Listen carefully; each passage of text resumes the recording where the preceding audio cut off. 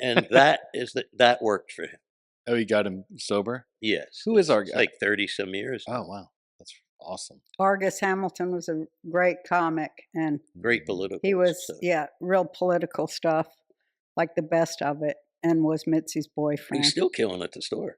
Really cool. So anyway, the strike, we were on that. Oh, the strike. Yeah. All right. So they decide they're going to organize everybody. And between the two coasts, that might be 700 people. Wow. And I'd say 698 of them are questionable at that time. Not funny, you mean? Or not. Beyond not funny. And I'm one of them. But the little people like me, the unknowns. So Elaine Boozler called me up and said, would I organize them? And we went to the Hyatt House upstairs to their big room and had the meeting. And I remember Gallagher stood up and said, well, let's just get the cut and everybody else will fall in line. And I walked right down and into her office and I said, Mitzi, they're coming for you. What can I do? I will never pay them. And that was her stance.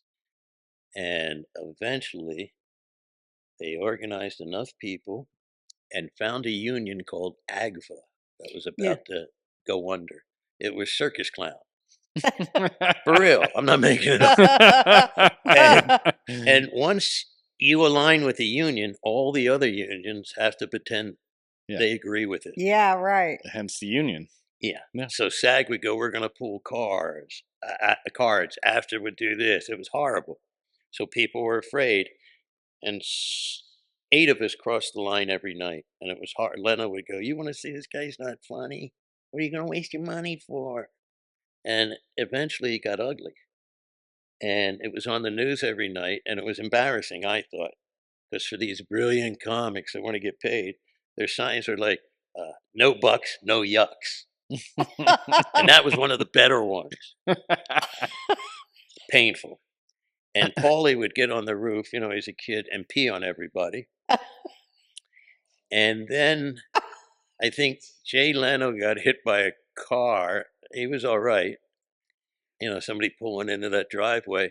And then a guy named Steve Lebetkin, who was a troubled soul, but nobody realized it, was out front picketing. And Mitzi looked out and went, is that Steve Lebetkin? He's supposed to be in La Jolla tonight, working the Comedy Store. I'm not paying him to strike. And she said, go out there and tell him he's not working tonight. And after a week or two, he got it in his head that she controlled his career, and he jumped off the Hyatt House roof. I remember this. And then they broke in her office and put a dummy in there with a sign that said, you killed Steve Lebetkin. Oh, my God. And she was never right after that. Before that, laughed all the time, was fun, was sweet. After that, do you think she felt responsible when they played on it, or she just couldn't believe they went that low? She couldn't believe these people turned on her. Yeah. It was like it starts in 72 and he gives it to her in the divorce, Sammy. Yeah. And he's mean. It's a joke. It doesn't make any money. Art LeBeau has it. She just gets the covers on the door. What is it, $1, $2 then? Right. No booze, no nothing. There's no a comedy office. club?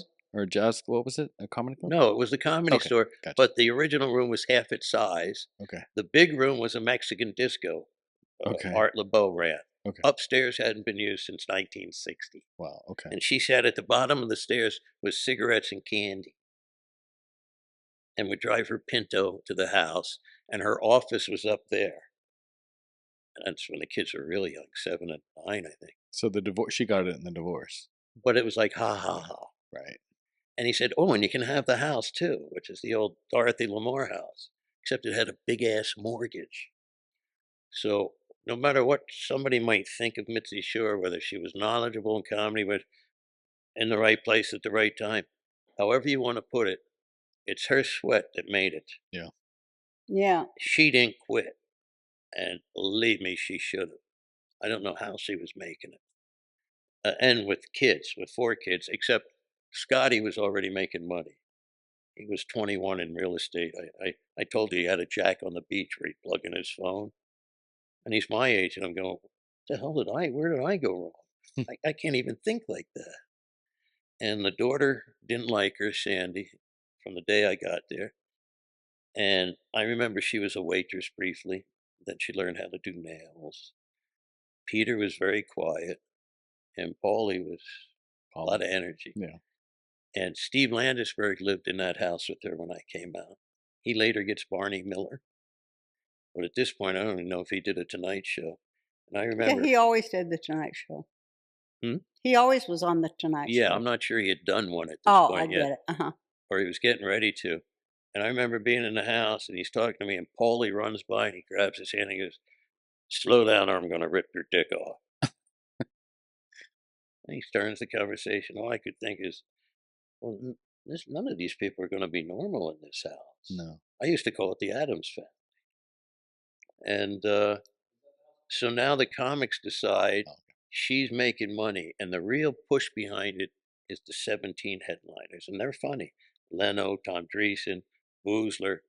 Now, Tom Dreesen's best friend at the time is Marsha Warfield. Yeah, Marsha's funny too. She's back at it. So here's what happens after a few weeks. He goes upstairs to talk to Mitzi, and he comes down and goes, "The strike's over." And we're sitting in her booth, and Marsha Warfield goes, "Well, how much we getting?" He goes, "What do you mean? You're not getting anything. The 17 of us are going to get a piece of the door. And when you're good enough," Marsha goes, "Wait a minute. You used us?" And he marched back upstairs and started the strike. And at one point, they had to have meetings away from the store. But the Improv went, "You can do whatever you want here." And I got thrown out of there. Biff got thrown out. Marty Cohen got thrown out. At one point, Tom Dreesen goes, "If you don't agree with us, you got to go." I raised my hand. He goes, "What?" And he goes, "That's how they got the Jews on the train." They threw me out. Then Marty Cohen came out, and I said, "What did they throw you out for?" He goes, "You got me crazy with the Jew stuff." And then Biff came out, and he goes, "I just felt like getting thrown out." But I remember they had it in a theater one time, and the AGWA guy was going to speak, and it was recently reported that he stole money to build a pool for his house. And I'm sitting with Alan Bursky, who, when he is in the mood, is so annoyingly funny. And it was just like a scene in that Stallone movie, the Union movie. He looks at me and he goes, "What happened to the pool?" The guy tries to ignore. Somebody over there says, "Shut up." "What happened to the pool?" We disrupted that thing till it broke out in a fist fight. And of course, Bursky and I left. And here's another great Bursky story.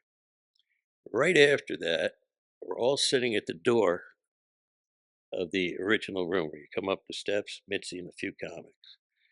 And somebody leans in and goes, "Mitzi, there's a bomb scare."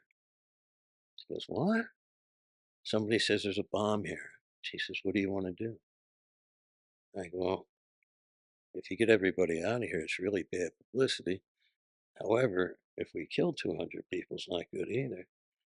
And with that, Bursky comes through the curtain. And Mitzi, this is how funny she could be. "Allan, come sit with us." But she thought we were going to be blown up. Is